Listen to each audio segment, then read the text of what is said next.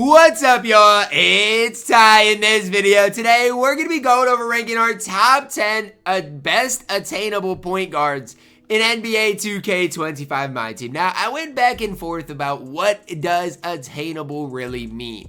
And what I decided, I was going to go with a certain amount of MT, and I'm like, you know what? I don't think that's doing it right. What I'm going to do is rank every point guard that is 100 overall or below. The reason I decided to do this is because basically every invincible or GOAT player is going to be crazy expensive. Every 100 overall, sure, there are some that are really expensive, but most of them are really attainable. And even if they are expensive, you guys could have gotten blessed. We've seen multiple 100 overall locker codes. We've seen rewards like that. And so I do want to include them. I also do want to say, if a card is in an event, they're not going to be ranked. Now, as I do these, I'll probably rank cards that were in this most recent event, just because this most recent event was actually attainable with all of the challenges that 2K did decide to drop. But anyways, we got about 15 guys that I'm going to rank here, okay? And just bear with me. I'll delete them as I go. And so we're going to go through them relatively quickly. At number 15, I know it's a top 10 list, but I'm ranking 15 because I wanted to, and I don't want to leave anybody off. At my number 15 would be Galaxy Opal Andrew Bogut. The thing with Andrew Bogut is this. He is, I think the problem with Andrew Bogut is he gives you one thing, right? He gives you height on the court, and that's about it.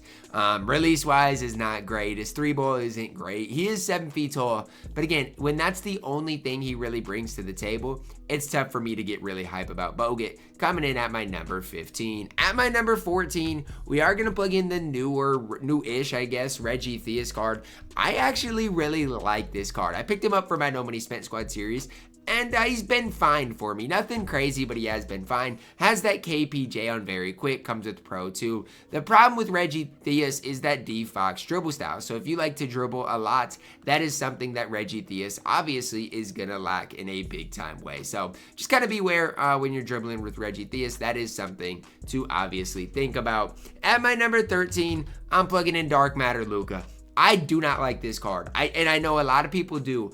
I can't stand Luka. As time goes on, the no fade bugs me so much. Like, you wouldn't think I would be so fade made, but I am. On this game, if I don't have fades, I've got nothing. And so for Dark Matter Luka, he's actually pretty solid defensively. He is 6'7". Badge-wise, he's good. His catch and shoot release is good, but he doesn't have a fade. And to me, when I'm using the card, that absolutely cooks him. Like, I need a fade on this game. I'm so fade made, and Luka doesn't have one. I never thought I'd be in the position that I'm in which I'm hating on a card because they don't have a fade, but that's where I'm at right now with Luka. Maybe it's me. Maybe I've got to figure something out. But for me, that's why he's in here at number 13. At my number 12, we are plugging in Galaxy Opal Denny. Yes, at this stage, I do like Denny slightly over Luka. I still don't think Denny's perfect, though. And I'll talk about why here. With Denny, yes, he's long, lengthy, 6'9", gonna knock down shots. But at this stage, I need a guy to get a bucket. Why? Because at this stage, you're up against guys that can switch at all. You're up against guys that are going to be in your face. You're up against guys with legendary on-ball menace. And sure, Denny's catch and shoot release is fine, but he only has the normal leaner, which I always say only because going left, it's basically boxed. Movement-wise is not great. Denny, to me, is great defensively. He's a good all-around point guard. But if you're looking for offense, Denny is not going to give you a ton of it. Yes, I think the card's good. Do I think the card is perfect? No. That's why he's in here at my number 12. At my number 11, I am plugging in Dark Matter Ron Harper. I just think he's more complete than Denny. Side by side, you compare the cards. Yes, Denny has height, but everything else Ron Harper is going to do better. His release is better. He's got the Pro 2 leaner. Movement-wise, just as good, if not better. The thing I like most about Ron Harper is his defense. Yes, he's not as tall as Denny, but when you look at the badges defensively, he does so much for you on the court. And again, with that Kyle Lowry base, that just gives you the ability to knock down shots with that Pro 2 leaner. Sure, I wish the 3-ball was higher than an 89, but for me, I absolutely love what Ron Harper does provide you guys on the floor. I've had a lot of success when using Ron Harper, just kind of as a, I don't want to say a get-me-over point guard, but just as a point guard to use when I don't necessarily have my best squad in the game, and Ron Harper has been absolutely fantastic at doing that. So that's why I'm really relatively high on Ron Harper, a card that I think is an absolute beast. an absolute stud here. Cracking our top 10 at number 10 is Penny Hardaway. Penny's a card. As times went on, I'm not as high on as I initially was. I don't necessarily love his release. I don't necessarily think, that he's that good. But at the end of the day, he's a 6'7" point guard that is a 100 overall that is going to do a lot of good things for you guys on the court. Now, what do I mean by that? Like, what do I mean by a lot of good things? Well, he's going to get you stops. He's 6'7", so he's got a good player build. He's going to get you stops. He offensively is good enough, not perfect, but good enough. Does have Garland, does have the Dinwiddie on very quick. It's not perfect, but it is good enough.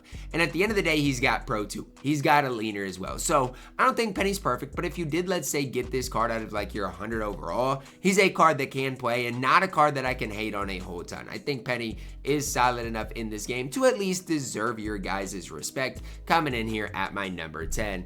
At my number 9, we are plugging in 100 overall Devin Booker. Now, yes, the invincible Devin Booker is way better than the 100 overall Devin Booker, but he's way more expensive. 100 overall D-Book has a decent release, decent enough leaner, dribble style is okay. I'd be lying to say I've ever loved Devin Booker on this game. I haven't, right? There's never been a time even, that I've thought about picking this card up. I guess that's a lie. I have thought about picking him up, but the reason I haven't is I just don't like what he gives you on the floor. I'm not good with Devin Booker. I don't even love the leaner, so I'm not even going to sit here and act like I like the card. At my number 8, we are plugging in Money Mitch Richmond. Yes, a card that I do have higher than Devin Booker. If you're wondering why, 6'5", 6'8" wingspan. To me, as long as somebody's 6'5", that's good enough for me. D-Rob, base, I started to like y'all gonna troll me, but like if you've ever used Joe Smith, the D-Rob base is not the problem. It's the upper, Pro 2 leaner, Garland with Kemba. If you want a guy to get you a bucket, Money Mitch Richmond can do that for you. I think he's a better bucket getter than a guy like Devin Booker, which is why he's in here at number 8, one spot ahead of him. At my number 7, we are going to be plugging in Mr. Elgin Baylor. I've got a lot of questions recently on my channel, in my stream, about Ty. How much do you like Elgin Baylor? I think the card is good. I don't think the card is great. Kind of similar to Mitch Richmond in what he gives you, right? He gives you Garland, Francis, Steph Escape, Pro 2 leaner, AJ Lawson. The Oscar upper, I still am not sure about, right? It's still something that, I'm not hating on, but I'm just not quite sure of it quite yet. But Elgin Baylor's a beast. He's got a better player build than a guy like Mitch Richmond as well. If you got Elgin Baylor, you got a really, really good card. At my number 6, I'm plugging in Scottie Pippen. And now, I'm not trying to sit up here and gas Scottie Pippen to the moon, because offensively, I don't even love his release. But he's a 6'8" point guard that's going to give you max defense and has the Pro 2 leaner. Again, I'm not saying he's perfect, but he's got the D-Fox moving crossover. He's got Pro 2. He is 6'8". To me, he's a really, really good point guard. Now, yes, the catch and shoot release, I don't necessarily love, and I don't want to even sit up here and gas it. But outside of that, I think Scottie Pippen does do a lot of things that a lot of people are going to like on the court. No, he's not perfect. No, his catch and shoot release is not, it might be, a bottom 5 one on this entire list. But I do like what Scottie Pippen gives you as far as an all-around point guard. Heading into our top 5, at number 5, I've got Cazzie Russell. A lot of people would have him or higher on this list. Now, again, as far as attainable on the auction house, right? He's probably your best value point guard right now in the entire game. So I'm just throwing that out there, right? I don't want you to think Cazzie's bad. He probably is the best auction house attainable point guard in the entire game. I picked him up from my squad last night. I won a tournament with him, and I absolutely love what Cazzie does provide. Good height, solid defense, perfect stats, perfect badges, can get his own shot, has the Patty Garland on very quick, really smooth, Pro 2 leaner, can create his shot with Garland, Francis, D-Fox moving crossover. There's no flaws in Cazzie Russell at all. I'm just telling you right now, he is an absolute beast. He is an absolute stud. At my number 4, I am plugging in 100 overall Michael Jordan. Now again, this card on the auction house is super expensive, so if you don't have him, he really isn't necessarily attainable because of how expensive he is.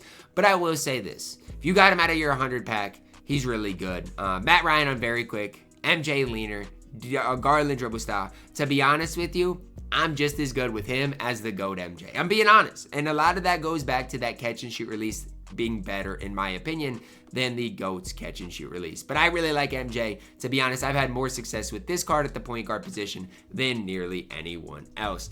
At my number 3, it is the 100 overall Shai Gilgeous-Alexander. This card actually has gone down a decent, not a ton, but a decent amount in price. We'll talk about why here in a second, but I still love this card. He's got Pro 2. The Shai on very quick is just fine. He has Garland. The Shai moving crossover is just fine as well. Has Francis size up. This card is extremely good. Some people say like the Invincible SGA is barely better. I don't know if I buy into all of that, but I think it's kind of true. Like 100 overall Shai Gilgeous-Alexander is still incredibly good on this game. At my number 2, the only reason he's on this list is because he is 100 overall, and you could have packed him from your free locker codes. It is 100 overall Ben Simmons. Now, don't try to buy this card off the auction house. He is a horrible value. But if you did get this card out of a locker code, he is really good. I'm bad with Ben Simmons, but I gotta push that to the side and realize that a lot of people that get Ben Simmons are good with him, right? And the card is really good. He's a 6'10 point guard that's gonna have max defense, max stats, and honestly, the best way to use Ben Simmons as a catch and shoot guy. Run a shooting guard that can go get a bucket. Run Ben Simmons at the point guard position is kind of just like that spot up catch and shoot guy to play defense, and that's where Ben Simmons is going to lead you to the most success. At my number 1, the best attainable point guard in the game right now is Invincible Shai Gilgeous-Alexander. If you're grinding for this card, you got one of, if not the best point guard in the game. Like, I'm telling you right now, Shai is elite.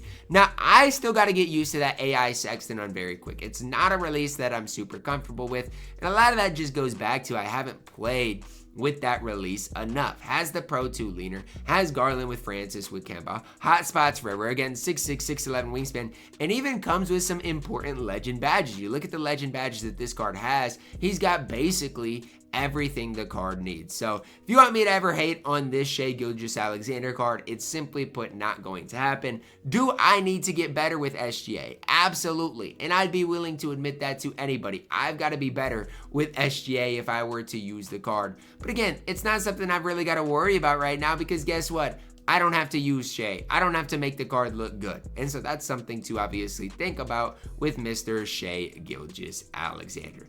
That is going to wrap it up for really our top 15 point guards in the game. Attainable point guards, I should say, in the game right now. Let me know your thoughts on it. Who was I too high on? Who was I too low on? Is there anybody I left off the list that you guys would have had on? Let me know. Drop a like on the video, guys. Subscribe if you are new, and as always, man, I love you guys. Have a blessed day.